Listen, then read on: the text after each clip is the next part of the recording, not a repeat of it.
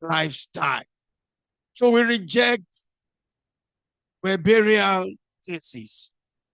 Now, challenging that thesis are two streams of thought.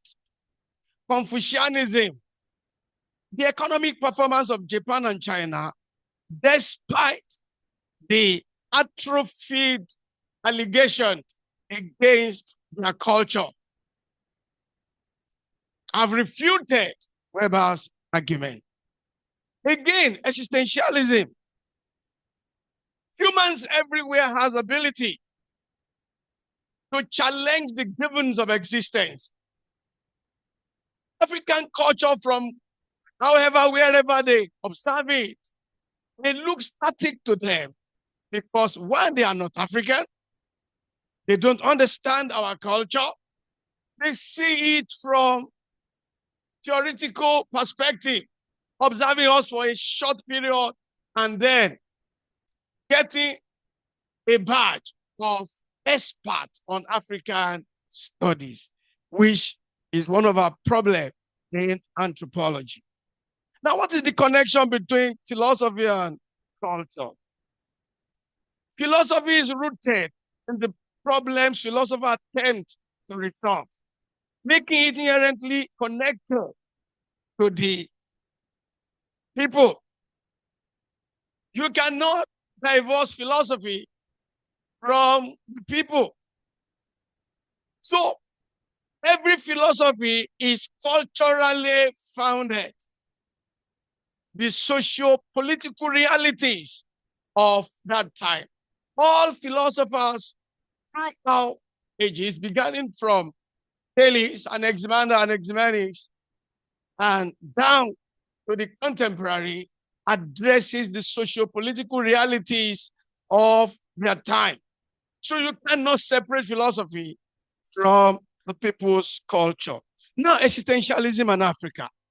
Existentialist philosophy, born from the post-war challenge, can illuminate Africa's development.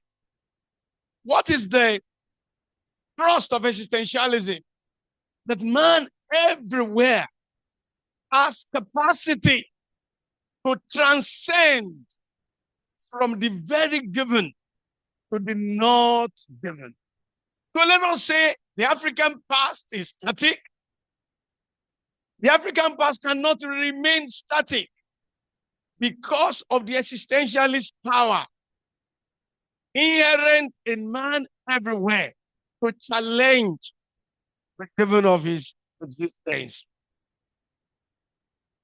Now, so Weber's cultural determinism and its implication in Africa. To accept cultural determinism is to play into the hands of European scholars that we are less human and always dependent on those who are full-grown humans. This is unacceptable, not only in scholarship, but in reality. Now we have the legacies of colonialism from which all of these literatures, imagine from that period, dwell upon, seeing us as subhuman.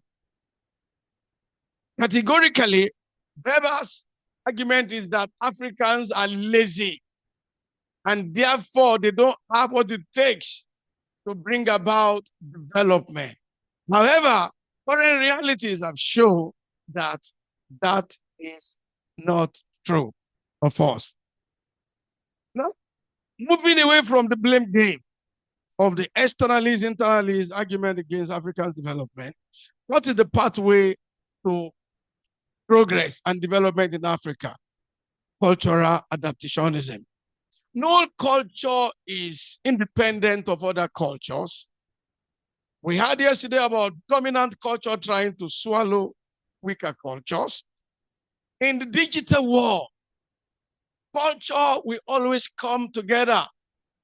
Culture will always mix. So for us, we argue for cultural adaptation. We can adapt, not adopt. We can adapt those parts of other cultures that can, hence we are adapting to digital world to showcase what we have to the entire world and authenticity. Adaptation should preserve our existential cultural identity. In adapting, we must be so conscious of our cultural identity because it is the vehicle of our development in the global world. And finally, our position, cultural possibilism, a call to action. We need to embrace cultural possibilism, recognizing that we have the power to shape our own destiny. Africa needs a Marshall Plan for cultural, intellectual, and conceptual renewal. Thank you for listening. Thank you very much. Thank you very much for keeping up. Yeah, you can take your seat. We'll take questions and contributions at the end of all the presentations. So please note your points. Without attempting to summarize, we can see the kernel of his argument that challenges Max Weber's theory of cultural determinism, and he adopts the existentialist approach in his critique, which presupposes that man at any point in time is free and can validly question his reality towards its improvement. So we'll move on to the next presenter, who is going to look at the issue of cultural dynamics from the viewpoint of public health. And that is Atinuke Ajani Ariola, who is partnering with Marcelina Ijadola.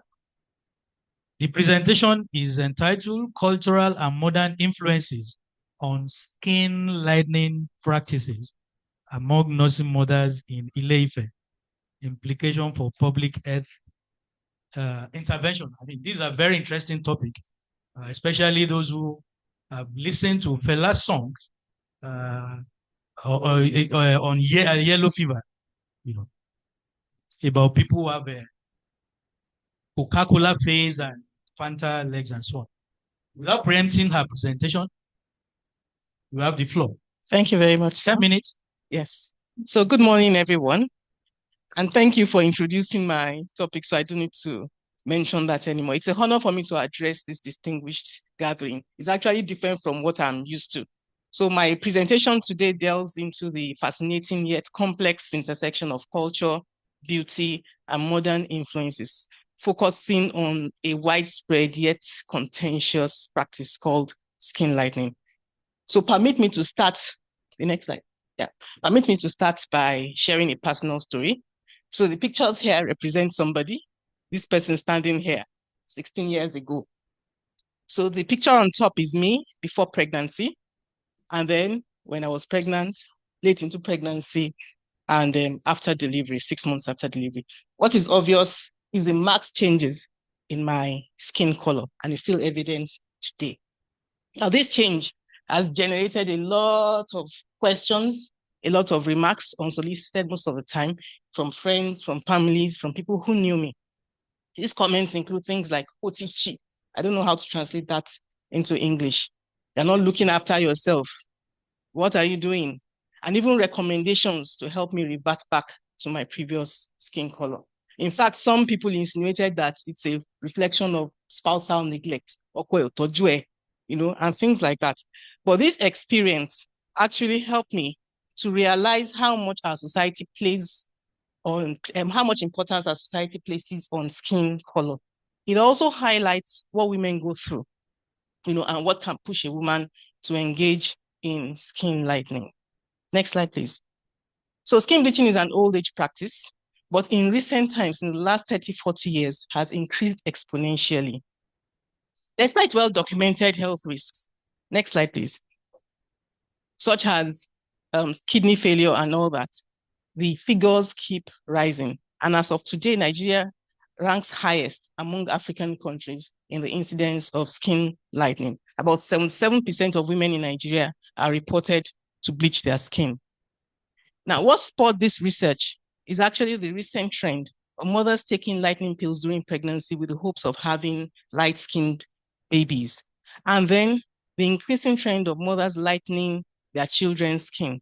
Some people have blamed this trend on shifting cultural ideals, media influences, and evolving beauty standards. However, empirical data backing these claims are sparse.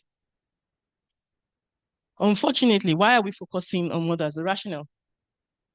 Why are we focusing on mothers?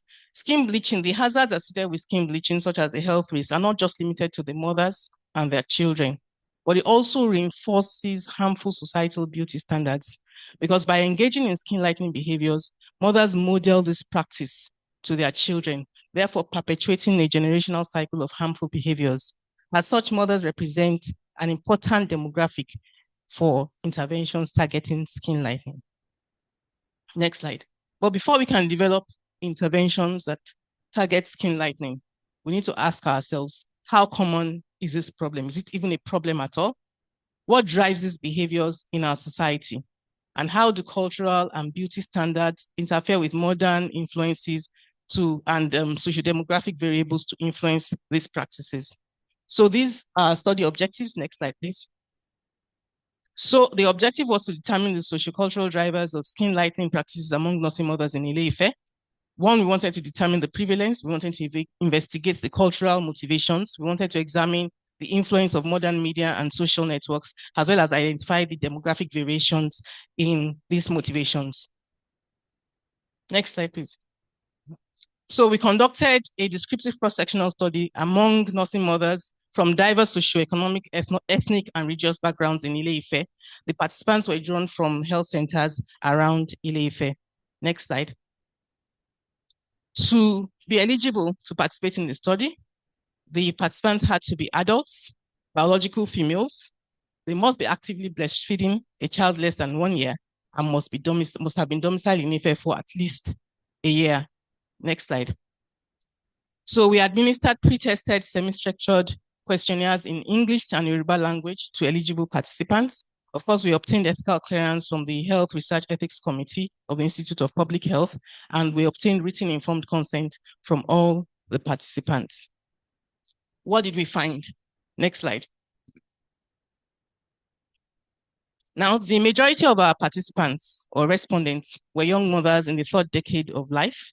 Majority of them were educated, with most attaining a minimum of tertiary educational qualification.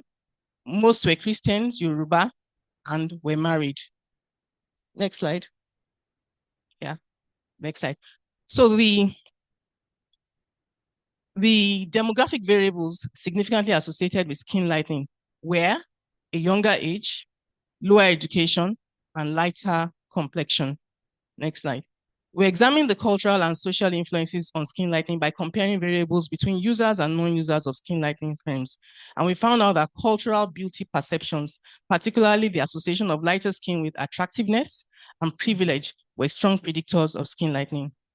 Spousal encouragement and peer pressure, especially participation in the local clubs called Egbe, was significantly amplified these practices. Conversely, mothers that were guided by their religious beliefs were significantly less likely to engage in skin lightening. Overall, media did not play a significant role. However, when we did a sub-analysis of specific demographics, we found out that mothers with lower educations were significantly influenced by media, particularly radio programs. Next slide, please. So these charts, skip to the next please. These charts actually represent how these social variables interacted with demographic variables. And we found out that younger nursing mothers were significantly influenced by their societal perceptions of beauty standards, such as lighter skin being more attractive. Light-skinned mothers on their own were significantly influenced by perceptions of beauty, including the attractiveness and social advantage of lighter skin, as well as spousal influence. Many of them were encouraged by their spouses. Mothers with lower education were actually the most vulnerable to these social influences. They were influenced by their peers, their spouses, their family members, Egbe, as well as radio programs. So we did a regression analysis to identify the variables that predicted skin lightening and found out that religious belief and spousal influence were the significant predictors of skin lightening. So what are the implications of our findings? Our findings illustrate a deep interaction between modern societal ideals, social pressures, and media. A generational gap exists in these social influences, like the Gen Z, those 30 years and younger, Gen Z and the younger millennials were significantly influenced by social ideals, by societal ideals. And this may be a reflection of changing beauty ideals and social influences. Younger mothers, those with lower education, and those with lighter skin tones are therefore demographics that should be targeted in interventions that target skin lightening.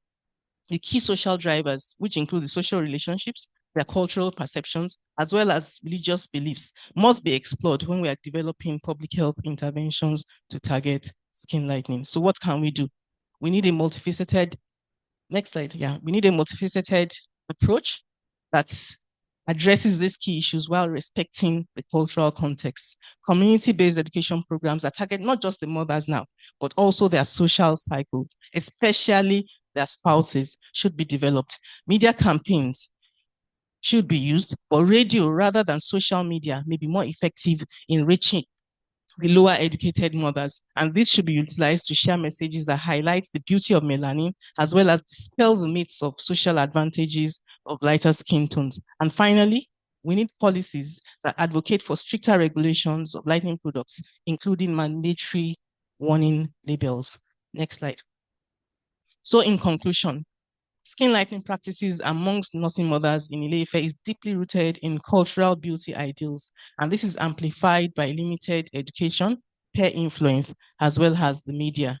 So we call on researchers, policymakers, cultural advocates to collaborate in defining African beauty standards, fostering health, as well as the well-being of future generations. Thank you.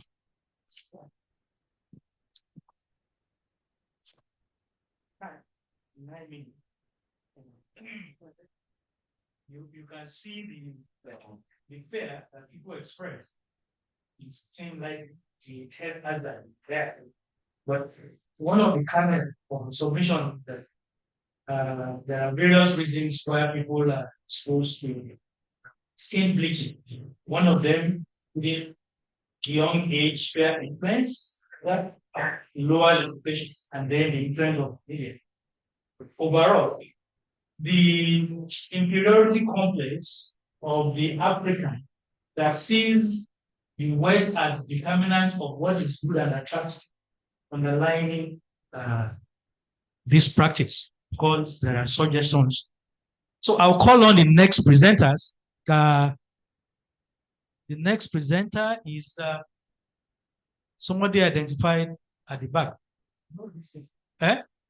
Oh, not this session. Mrs. Illumina Okurafo is in. Is she around? Well, okay. Eh? No, I want to take all the presenters here first, and then we go online. Can you get her to come and present? That is, if she wants to. Please quickly do. Yeah.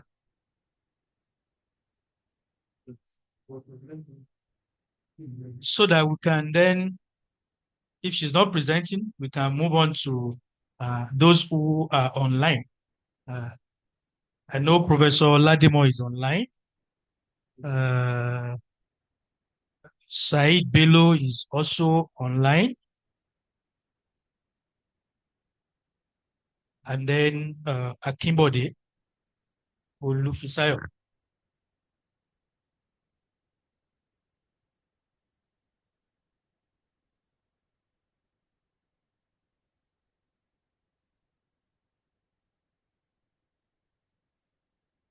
Dr. Awawe, you are welcome.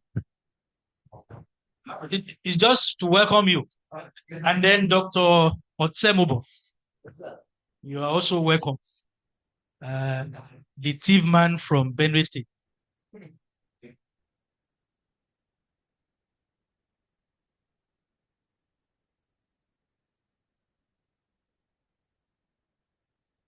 Yeah.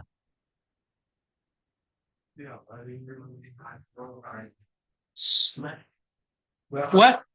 Maybe we should just move straight online. Professor Olademo Oyeronke, are you on? Yes, please. Oh, okay. Thank you very much.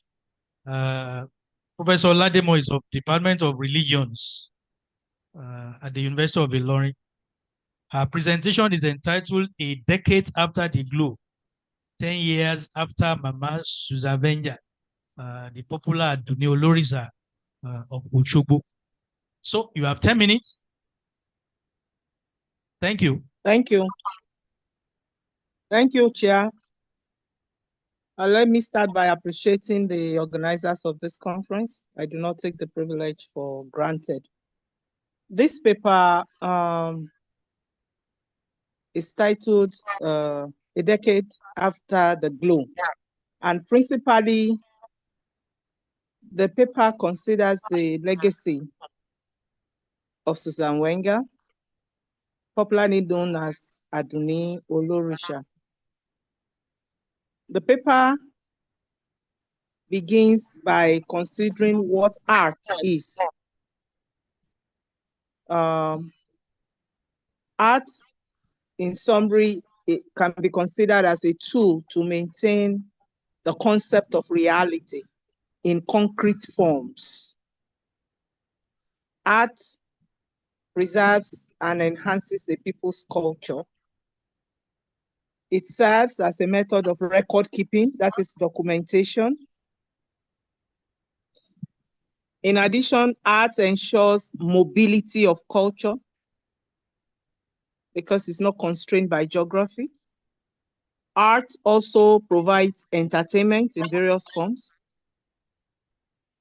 In addition, art can be visual or verbal. Then the paper considers arts and religion among the Yoruba. Among the Yoruba, art is linked to creative imagination, ojuono. Art is linked to divine endowment.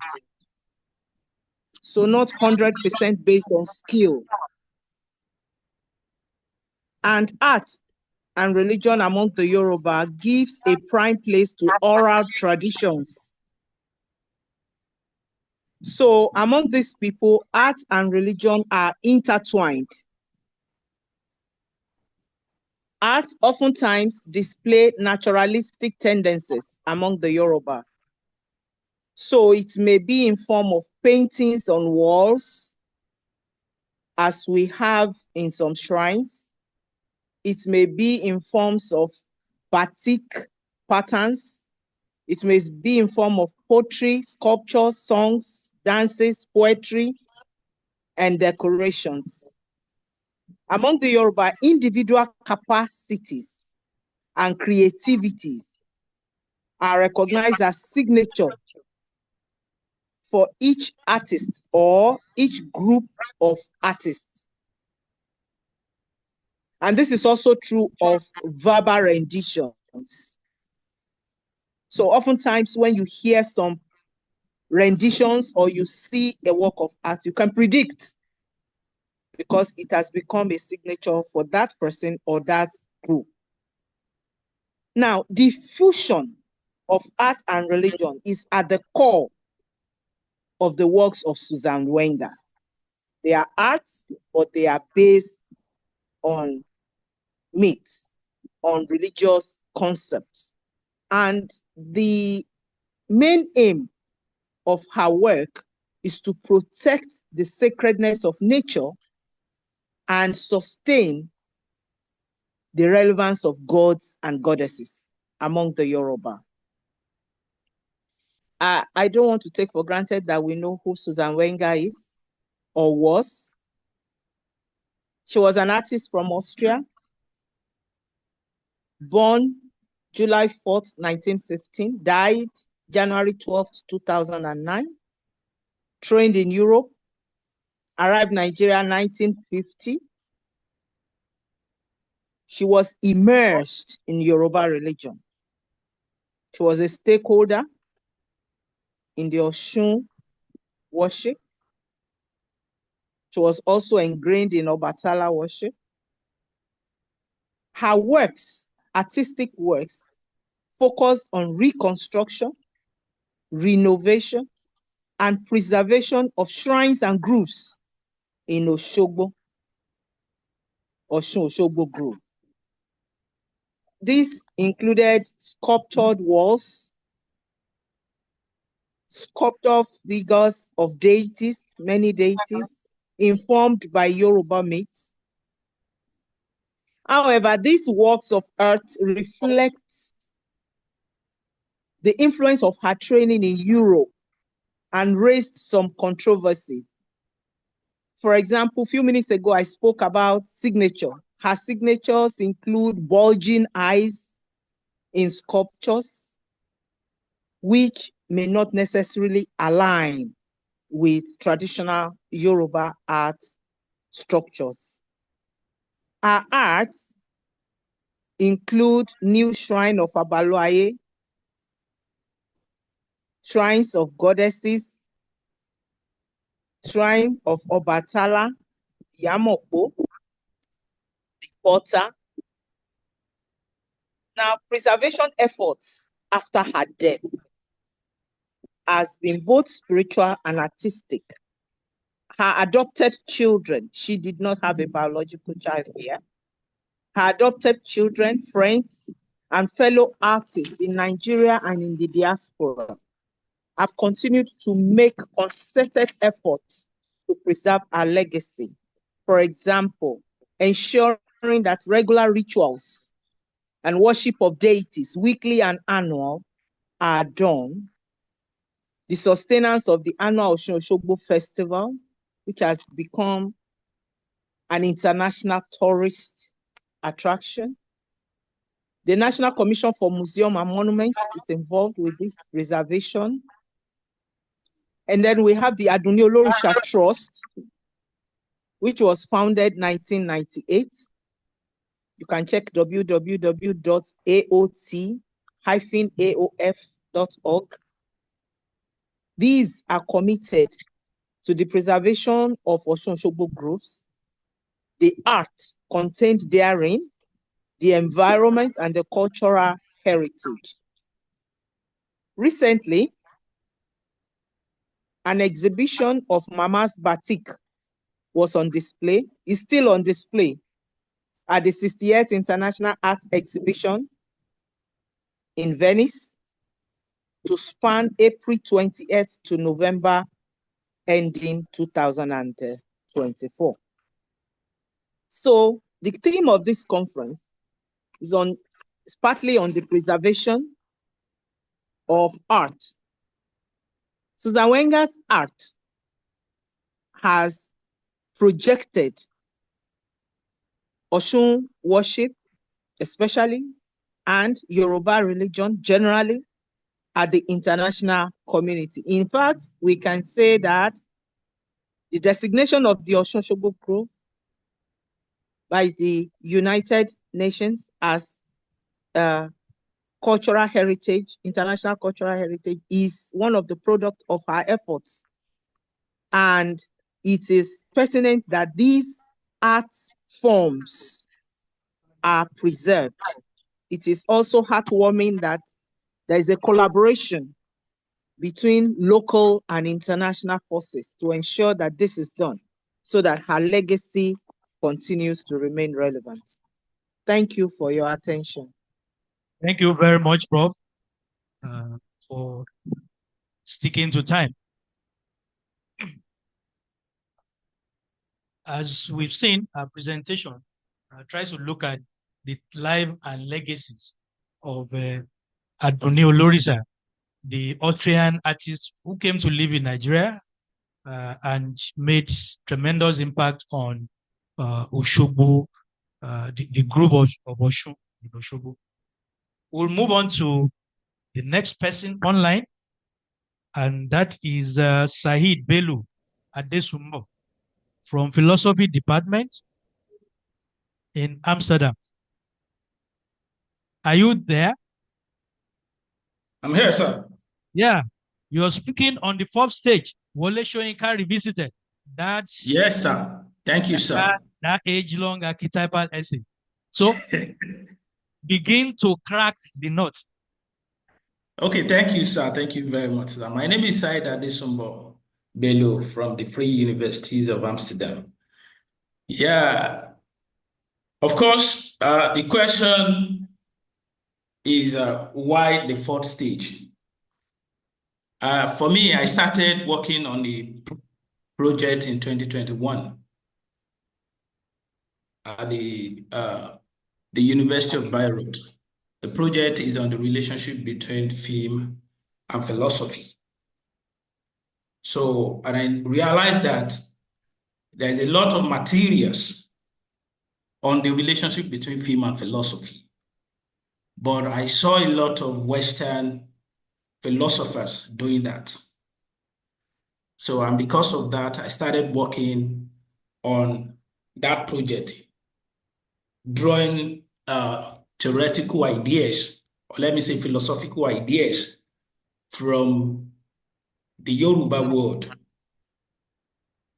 So, but when I got to the SOAS University of London, I changed the entire thing because I signed a contract with Routledge to develop this project into a book on Africa's fourth stage, a Yoruba ontology. So I started working using Wole Soyinka, the fourth stage, as a theoretical framework. Of course, this book project acknowledges Barry Barclay's fourth cinema. For me, my fourth cinema is actually based on Soyinka's work, but there's another work on fourth cinema by Barry Barclay. So the book acknowledges Barry Barclay's ideas, but focuses on the concept of African's fourth cinema, which draws upon Soyinka's the fourth stage. This is important to clarify specific misinterpretations, but also to resist an impending misinterpretations of the concept of African fourth cinema that concerns this book. Of course, for Barry Barclay, the ideas of fourth stage is based on the word hierarchical structure of the first world cinema, the second world cinema, the third world cinema, and then the fourth cinema, which he calls indigenous cinema with a capital I. Barry Barclay explains that the phrase fourth cinema comes as a later additions to the fourth, second, third cinema framework with which you can be familiar. First cinema being American cinema, second cinema art, the European art cinema, and the third world cinema. Of course, the indigenous cinema for Barry Barclay actually follow all this hierarchical structure. So it is not surprising that Barclay finds inspiration for his own concept of fourth cinema in the classical Greek headstones, the metaphor for the history of fallen soldiers arranged in chronological order. However, this book also draws philosophical and cultural ideas from European sources, such as Heidegger and Derrida, not only to introduce African fourth cinema to the global audience who are not familiar with Soyinka's literary theory, but also to clarify the contributions of the Yoruba to the ongoing discussion on film as philosophy.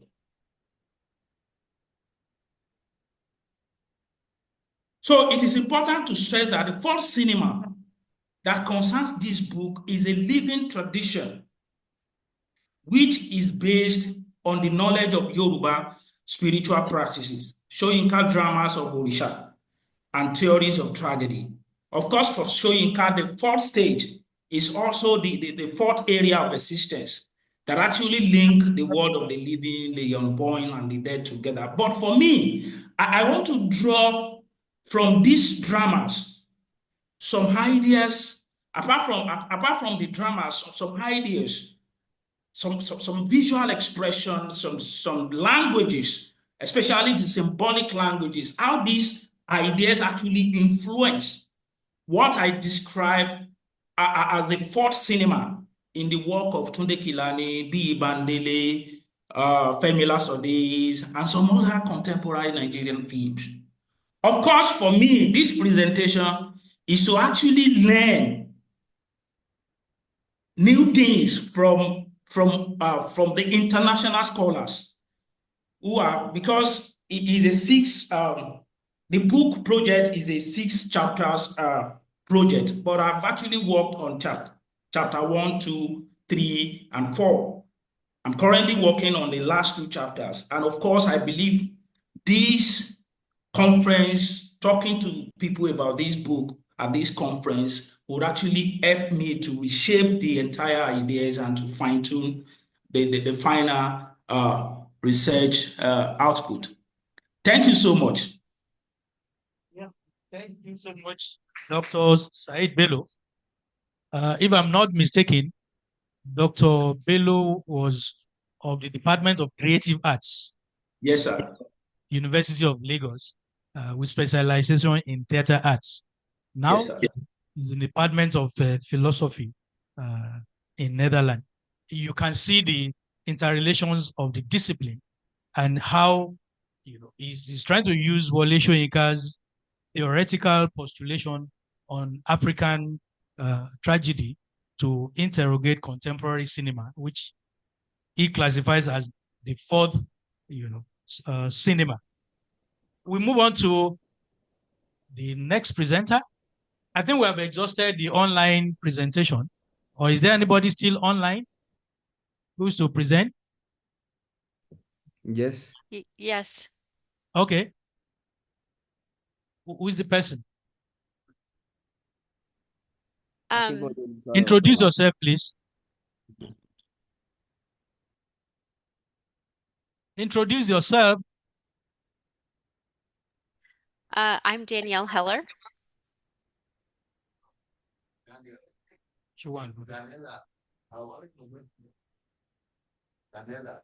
Okay.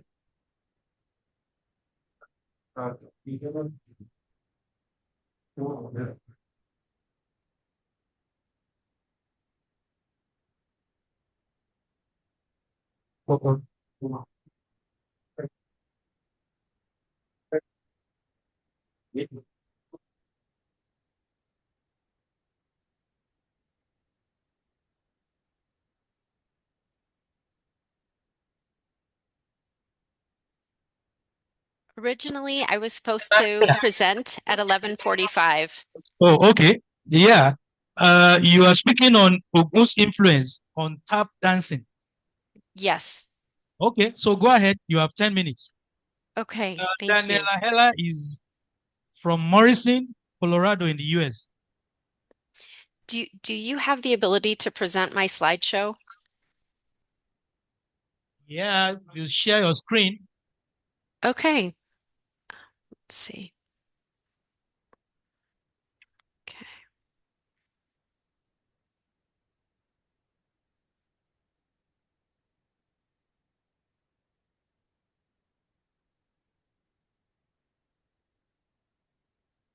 Can you see my screen? Yes, we can. The Okay. video that started it all. Okay. We're not going to be able to watch the video, so we're just going to go ahead and go from here. Let's see. From current slide. There we go. Okay. So when I was working on my PhD courses in the African diaspora class, we were shown a video of a Yoruba Ogun priest doing a dance. And I don't have time to show this to you. However, while I was watching, as a professional tap dancer in America, I realized that there was a tremendous overlap of concepts and movement that were similar to what we were doing in the United States in tap dancing. Some of the things that I saw were call and response, verbal and rhythmic, improvisation, syncopated rhythms, rhythmic banter with the musicians. And these following things are very specific to either tap dancing or vernacular jazz or hip hop, top rocks, barrel turns, the shim sham bass, which is tap's national anthem, jump cross turns, and also I recognized the clave rhythm, which we of course now see in Cuba. I then went on to look at some Ogun dancers in the Ogun Ogun Festival in 2023. Some of the things that I noticed in this style of dance was that the dancers were bent over at the waist. The focus was on the footwork. There was a whirling motion that was prevalent. Again, we see a dialogue with the drummers, and occasionally there was an aggressive movement towards the crowd. I'm skipping a few slides to get into the meat of the presentation. We know that when the African diaspora started, we had a few events that really led to the enslaved Africans being brought over to the New World. And those events actually started in Spain. And these are two of, I'm not going to discuss these, but these are two of the events specifically by the Spanish royalty that led to mass amounts of enslaved Africans coming over to the West Indies. We know that dance was done on the slave ships.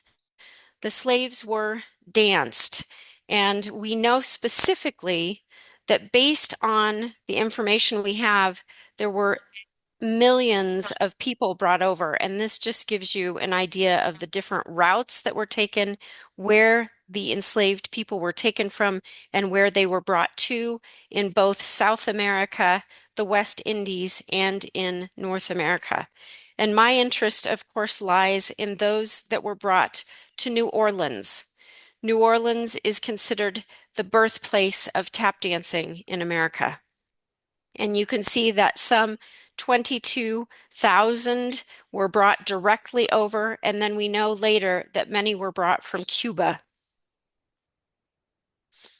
We know that war dances were specifically performed on the top of the deck of the ships, which were called stages. And there's one, these are all first-hand accounts of what was going on the ships. The important one here is that the ship's captain, Richard Drake, stated that every evening the ship's crew enjoyed the novelty of African war songs and ring dances. We know that we currently have ring dances in the United States. We call it the ring shout. So we know that that type of dance has been brought over. There are some important things to consider when we look at how the African diaspora, in terms of religion and in terms of traditions that surround the religion, have been experienced in these different colonized areas. We know that in Spain, those colonies were Catholic, and that instead of their approach to the enslaved population was to bring over the enslaved people, then to have them work, and if they passed away or died, they would replace them with new enslaved people. And we know that this brought a lot more of the current traditions over to those areas that Spain was in charge of, because they kept replacing the enslaved people with more enslaved people. And so they continued to bring over their traditions. In those areas that Spain had colonized, we now see a tremendous amount of the African culture and the African traditions in their wholeness. Although they have been changed, we see that the Yoruba gods are called by name, and this is very, very important.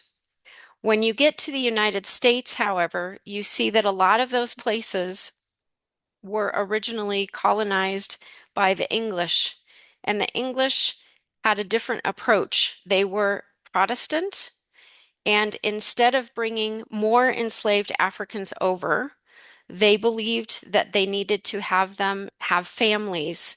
So there was not the continued influence of the culture and all of the deities that were involved with the African population. So a lot of the direct information seems to have gotten lost.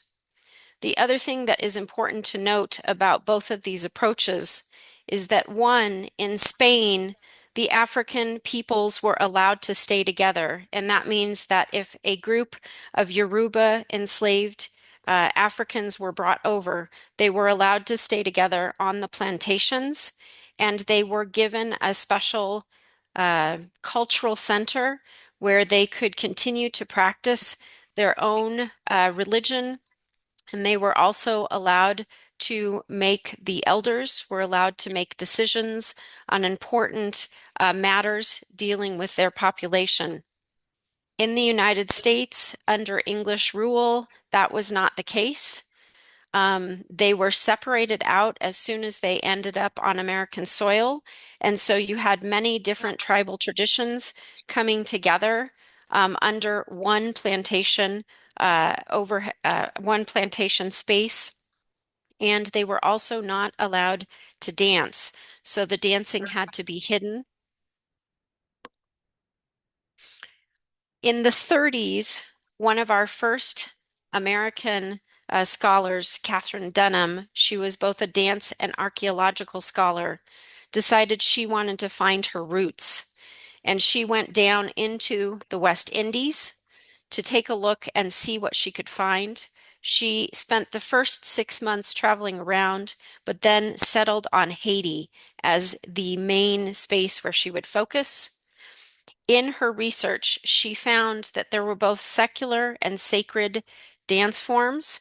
There were those that were secular, that were large crowd-based and seasonal, and those that were also secular, that were occasionally and social. She also found that there were different cultural dances, cult dances, loa dances, and funeral dances. We still find examples of these in first account information that was captured in something called the Federal Writers Project that was also done in the 1930s, where the US government had writers go out and retrieve the stories of over 2,000 still living people that had been enslaved during the African slavery period. Danielle, you have 2 minutes. Okay, thank you. So moving forward, we still find these items. In tap dancing, we know that a lot of tap dancing carries a lot of the African tradition, and currently I'm investigating the different aspects of tap dancing that carry the African tradition, specifically the energy from Ogun, as Ogun would have been one of the logical gods that would have shown up with the people because he is a path maker, a container holder for the civilization and for the culture, a protector, and a border maker.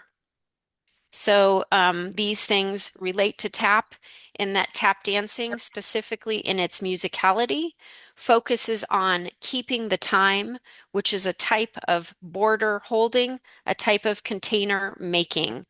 And so this is where I am in my research, and I am hoping to find people that would like to collaborate or work with me in this way. And I'm so very, very grateful to have had the opportunity to present. Thank you so much.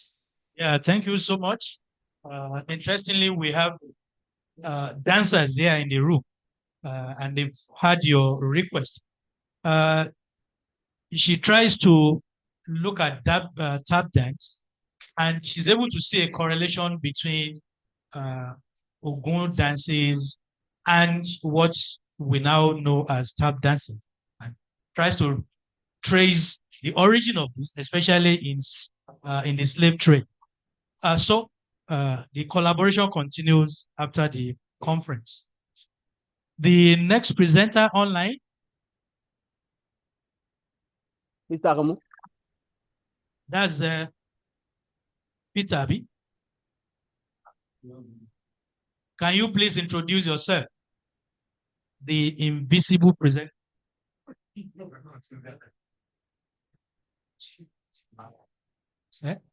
Chief Alan. Hello? Hello. Yeah. Yeah.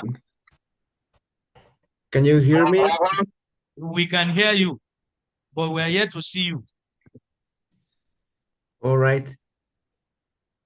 I want to please help me. I want to share screen. If it is possible. Introduce yourself first. Where you're from. Thank you.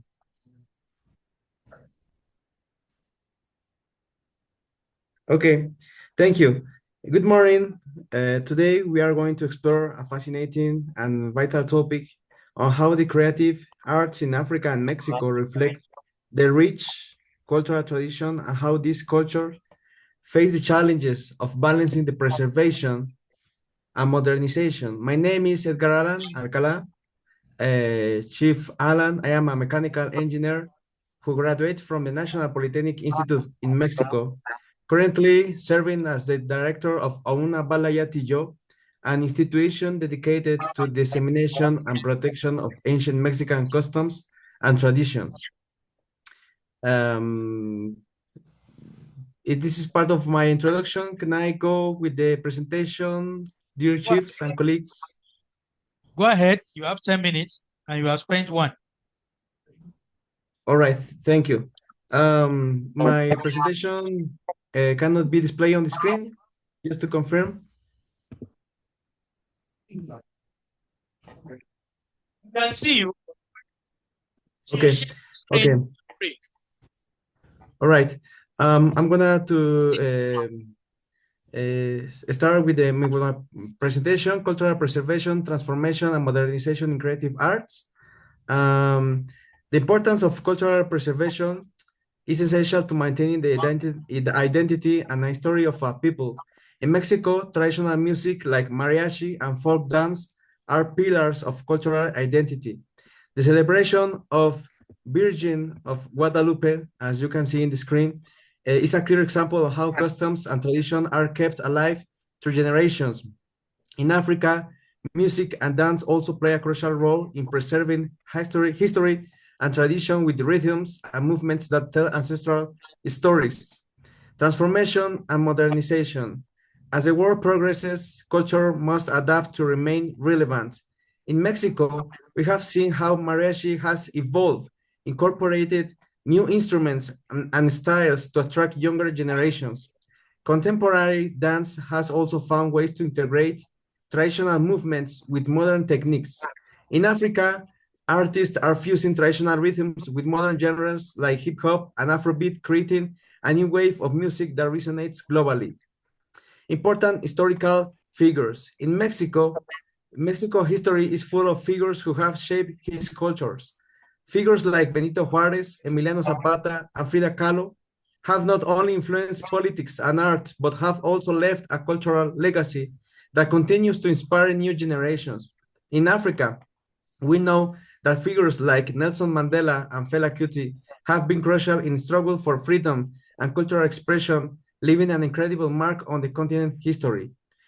Customs, the role of customs and celebrations. In Africa, traditional dances and ritual masks are examples of how communities kept in their tradition alive. Similarly, in Mexico, folk dance and festivity like the Day of the Dead preserve cultural heritage. The Day of the Dead is a celebration that combines indigenous and Catholic elements, creating a unique tradition that honors ancestors. In Africa, the ceremonies are also knowledge and the core value. What are the challenges and opportunities? The main challenge is finding a balance between preserving the tradition and adapting to the modern times. However, these also present opportunities for innovation and creativity. The creative arts can be a bridge between line past and the future, allowing culture to evolve without losing their essence. We have let me share with you another myth from Mexico. Accordingly to 1530, in the year of 1531 in Mexico, according to the tradition, the Virgin of Guadalupe was founded in near of the Mexico City. The Virgin, described as a dark-skinned woman, asked Juan Diego, a Mexican indigenous, to build a bishop to build a temple in her honor. To convince the bishop, the Virgin miraculously left her image imprint on Juan Diego's cloak. This is the Virgin, as you can see, dear colleagues. This is our main god in Mexico. As you can see, is a dark-skinned, complex woman. This is a symbol of unity that is facilitating acceptances among the native people. The dark-skinned Virgin represents a maternal and protective figure that deeply resonates with indigenous beliefs and traditions. This is one of our Afro-Mexican people. Transformation in African arts is seen in the influence of colonization, which has led to a fusion of styles and techniques. In Mexico, the Spanish conquest left a deep mark, transforming indigenous artistic expression and giving rise to a unique cultural syncretism. I am showing some pictures of our this year 24 Mexican Day of Death, as you can see in the screen. These were part of our celebration on this year. As you can see the schools, our identity parallels with Africa. For Nigerian scholars, it is interesting to note the parallels between the Virgin of Guadalupe and similar figures in Africa that have served to unite different ethnic cultural groups. In both continents, religions and mythological figures have played a crucial role in preserving cultural identity and resisting colonization and oppression. I want to share one of our videos. Please let me know if you can see the video. This is one of our Afro-Mexican communities. The Afro-Mexican communities mainly located in Costa Chica, Guerrero, near to our ocean. Those were our people celebrating diversity. This community have kept their tradition alive through music, dance, and celebration, despite being historically marginalized. Afro-Mexican songs and music is rich and varied. The songs often narrate stories of daily life, nature, and cultural resistance.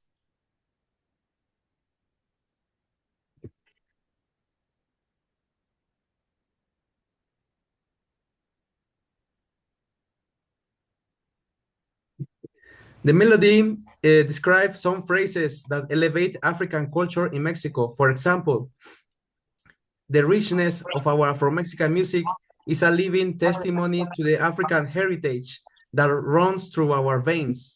Afro-Mexican culture is a bridge between continents, uniting Africa and Mexico in a symphony of rhythms and traditions. Our songs and dances are more than entertainment. They are an affirmation of our identity and our shared story. I am displaying some picture of our Mexican families celebrating these traditions. As you can see, it's part of our current lifestyle. Another section of picture for dear colleagues, for you to see what is the impact between this bridge among African influence in our local territory. And finally, creative arts in Africa and Mexico exemplify how cultural preservation and transformation and modernization can coexist, enrich and revitalize their cultural traditions. Thanks for your time. Thank you very much. Thank you very much for that stimulating presentation. Essentially, he's able to draw a correlation between Africa and Mexico.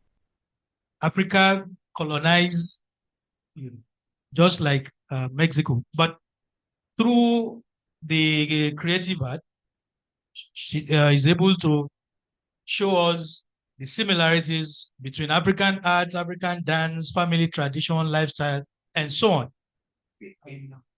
And that we can actually preserve our tradition within the context of modernization.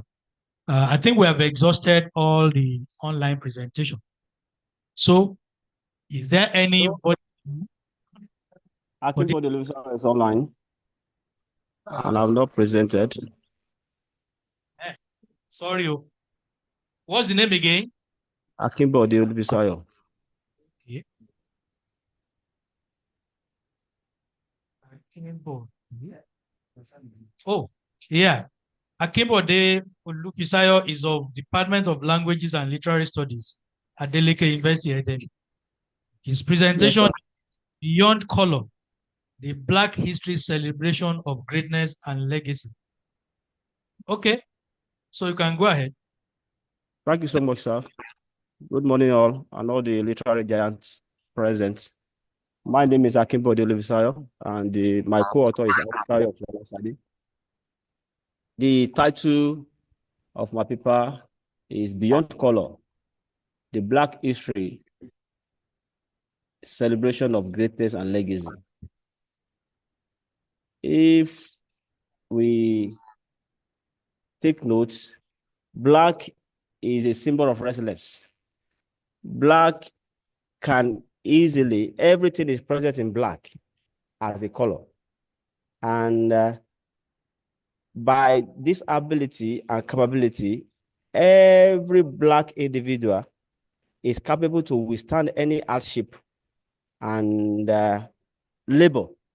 And this particular paper is centered on the concept of Black History Month being celebrated in America at every second week in February of every year.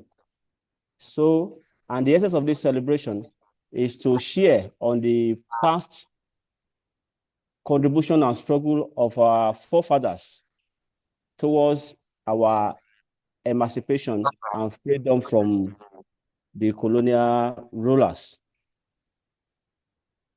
Black Month was declared this on, it's celebrated every second week of February and as titled as Negro History. And it's recognized by African American contribution toward the US. And this is to celebrate those African Americans that have fought for Africans during the colonial period. And those people that made this possible were Frederick Douglass and Abraham Lincoln.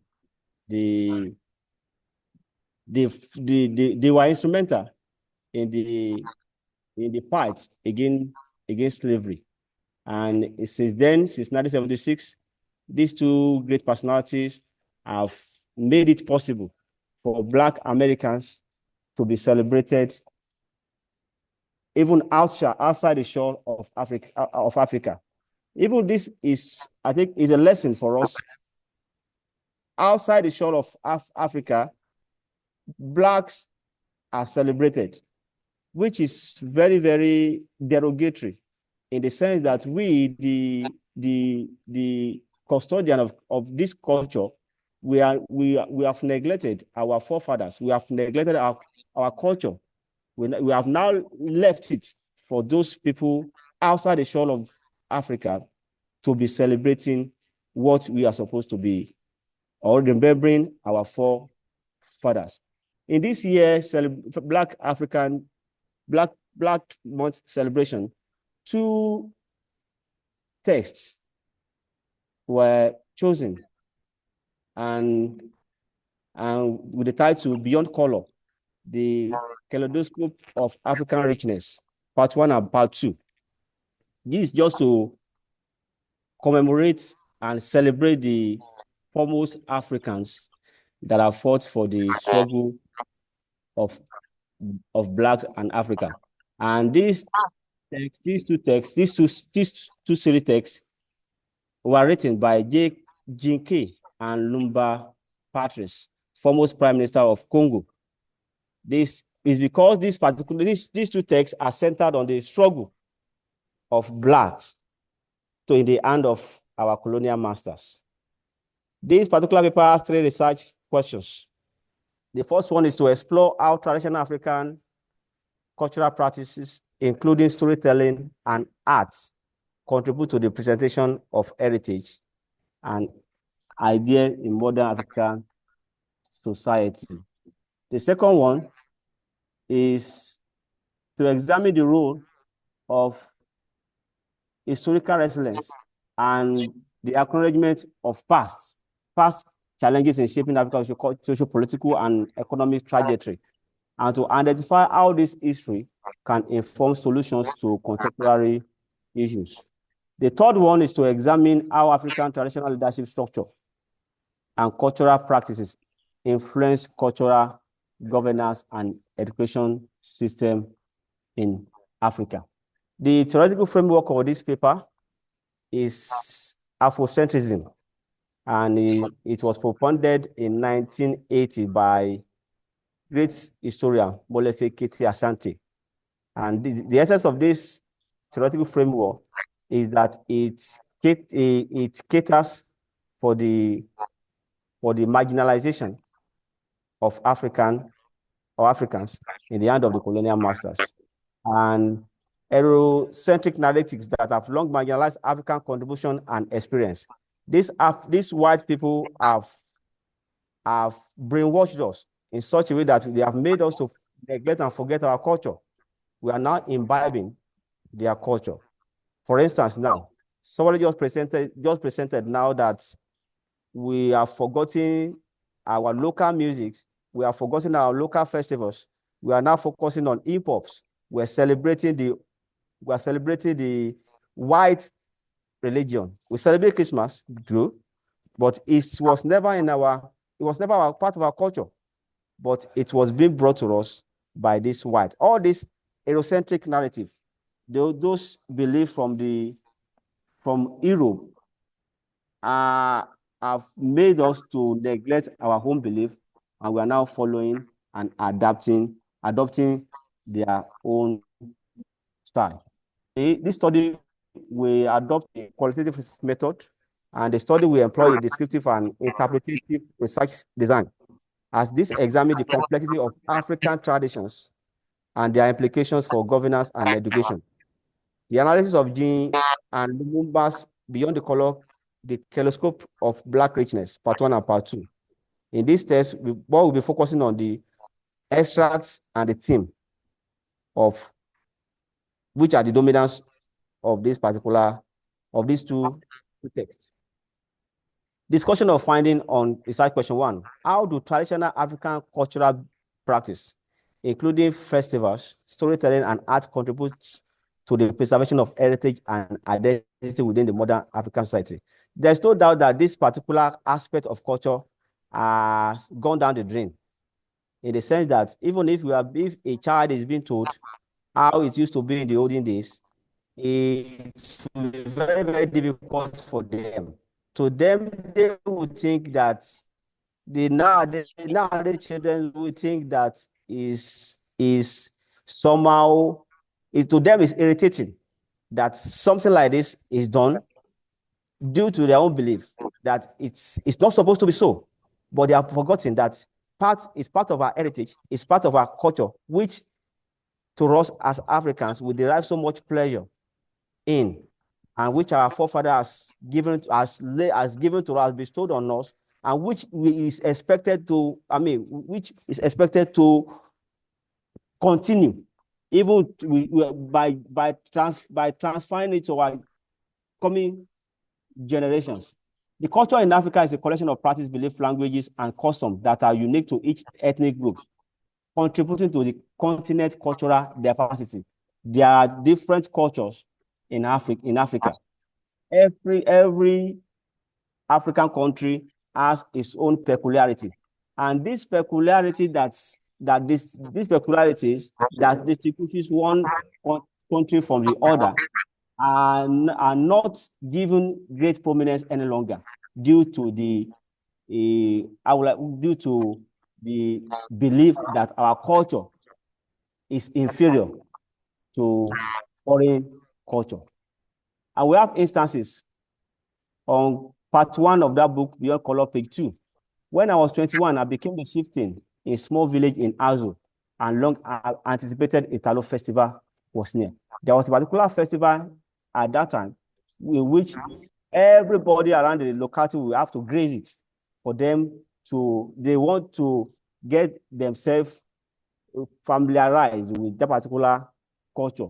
They want to belong with the people that are celebrating that culture. That festival was so popular at that time in Congo due to the publicity and the recognition that was given to this particular festival.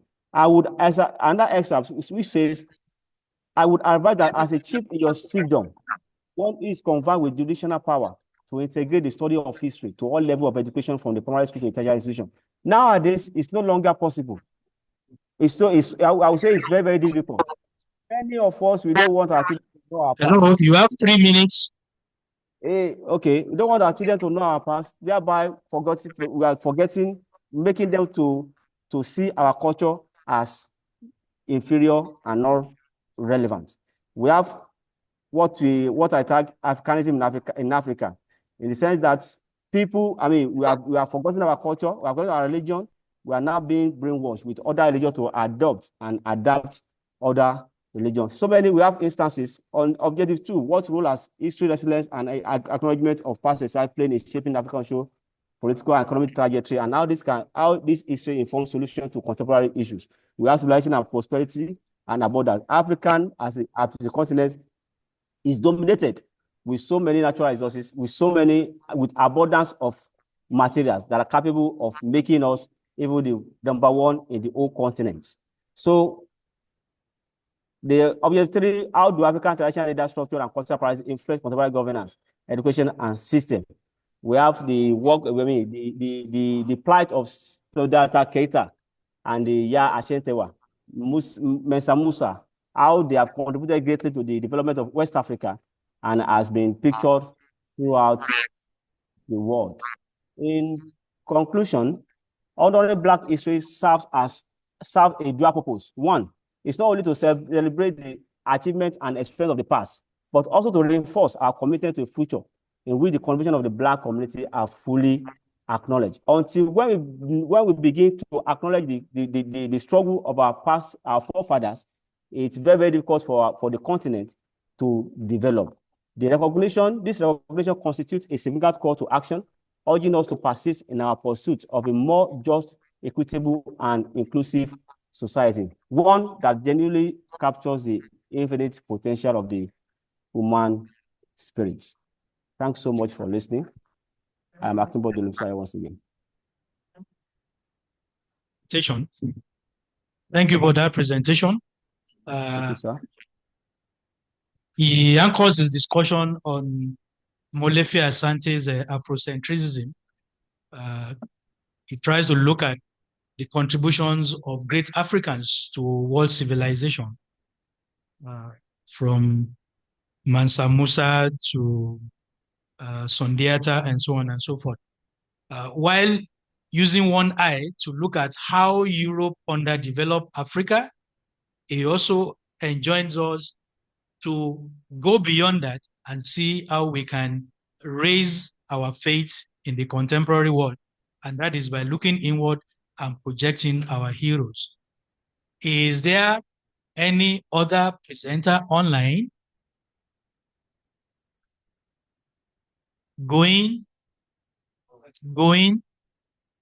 Went. So we can now come back to the house and take the remaining presentation. I think it's only one presenter that is left among, it's for the next session. Oh, okay. So we have come to the end of presentation for this session. And you agree with me that it's been very stimulating as we have the issue of our culture, our continent, being examined from different disciplines, from dance to, you didn't indicate, we've sent for you. Okay, so you can come and make your presentation. We're looking for you before and you were nowhere to be found.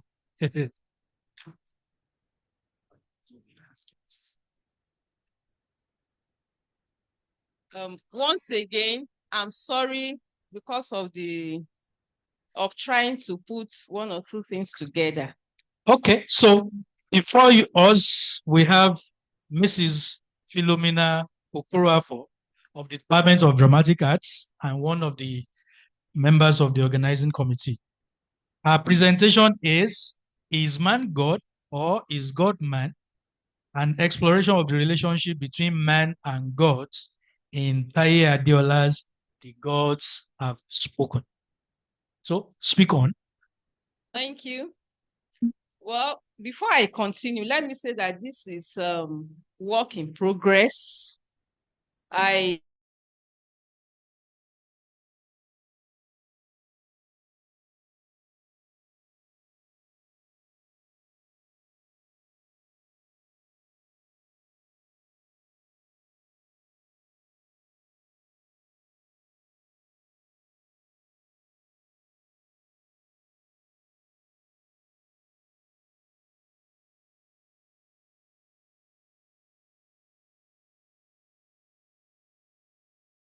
Permit me to say we are not talking about the supreme God, because the study still holds and stands recognizing that there is a supreme God. But there is many gods. There are gods like the ones Adeola used in his play, the Orishas in Yoruba land. Going further, we find out that recently, as we all know, many of us here, I may not refer to the elderly ones, may not even be able to know the importance of those gods, in quotes, in the existence of the African man. Because before the emergence of Christianity, there was this issue of this belief that you can ask for favor from gods, that you can ask for favor from those gods. You ask, you want a child. There are some, like in my place, there's a river called Ugolomi. You go, you will see it as a god. So many things. So now, I'm sure this study discovers that that link is no more there. So there is a break between modern days perception of those gods and the past. So that is what this study tries to interrogate. So in Adeola's The Gods Have Spoken, he's able to bring those things to bear. One, he uses Orisha because the play is all about a community whom the king became a demigod. But there's a celebration that every year they have to come and, worship the god, ask for favor. So in his own play, we discover that though this king, at the end of that year, during that celebration, he comes to perform that ritual, but within him, he places himself as a god in that society. Because on this particular occasion, when the god spoke, he was not happy. He said, no, the gods are joking. That was his words. He said the gods are joking. So he is now replacing himself with the gods. He is now saying he has power over whatever the gods are saying. which is what is transforming lately in modern society. We overlook all those things. So now the question is, where was the break? Where did we all get it wrong? 2, how are we going to be able to marry the two together to now know that there are some forces, there are some powers that the African man cherished in the olden days, that our modern children now just overlook because of modernization. Now, the second thing that this play addresses is that it addresses the political situation in these present African countries. We find out that most African countries, their leadership become demigods in their countries.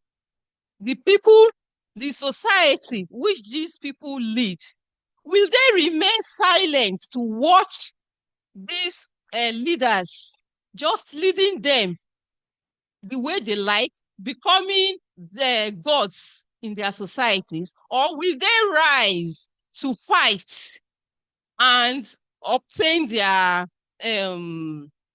what do I call it, their freedom? Good example, we have one in this country now, where whatever happens, everybody is just watching. Oil increases, we are all watching. When are we going to think? According to Jim Possart, he said, you are the God of yourself. Are we going to keep watching till everybody dies? 3 minutes. Till everybody dies. So, as I said earlier, that this work is in progress. When this paper is going to be fully worked upon, I would like to use the existentialist theoretical framework to complete this work. And I'll be very happy if there are contributions to make the paper a better one. Thank you. Yeah, you have spoken. Thank you.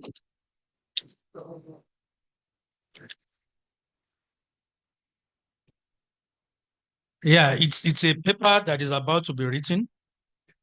And in the paper, when she finishes, she's going to do a reading of Adeola's play, The Gods Have Spoken, to look at the interrelationship between man and God from the existentialist perspective. So, is there any miscellaneous presentation, injury time presentation? Okay,